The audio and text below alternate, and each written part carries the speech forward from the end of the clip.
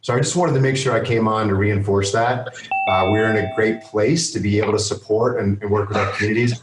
I want to apologize. I'm late for the meeting. I'm new to the company.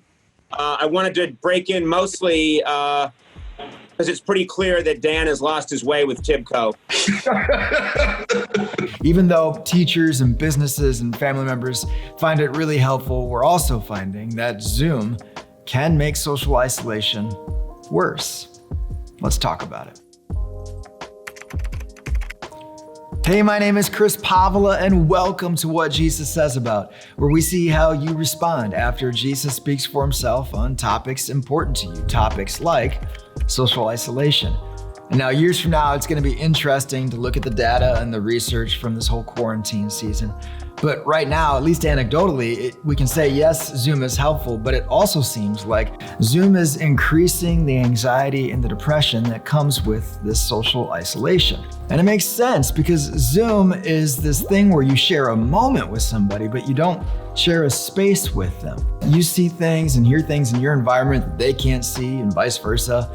And then you're looking at their image, but the camera's just above it, so you're never actually making eye contact with the person. You're always looking past each other. And then anytime there's like some kind of audio glitch or video glitch, you're instantly reminded that you're not really with that person. Zoom is an experience in two simultaneous realities, an experience of reaching and an experience of separation. So what does this all have to do with Jesus? Well, think about most world religions throughout history. If you wanted to connect with God, you went to some kind of sacred place, did some kind of sacred ritual, and said a special prayer. But really, you never connected with God. It was like a Zoom call. You were sharing a moment, but you weren't sharing a space. You never made eye contact with each other. There was never an opportunity for you to touch God. It was a simultaneous experience in two realities, an experience of reaching and an experience of separation. And this is what makes Jesus so interesting to consider, because Jesus is called Emmanuel, or God with us. And it's not just with us. Jesus as God with us means that he came to do what you can't do through a Zoom call: touch.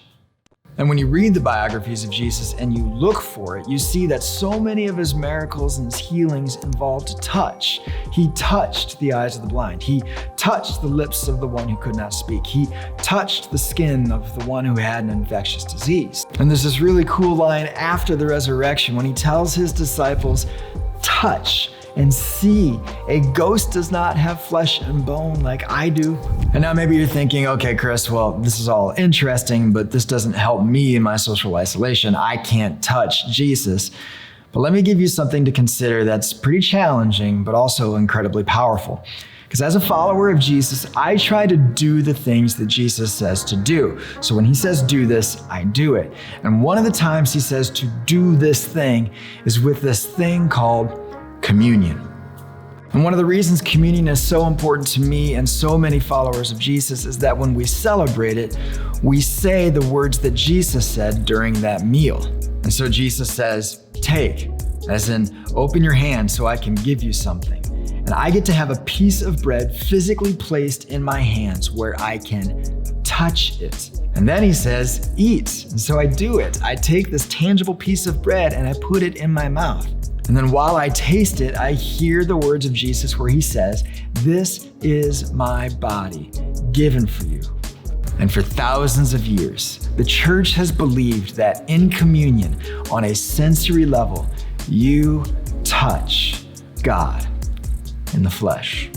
Now, if you're not a follower of Jesus, I get that this is extremely challenging and you've got all sorts of objections running around your mind. But if I may, I'd like to press pause on all of that and give you one other thing to consider.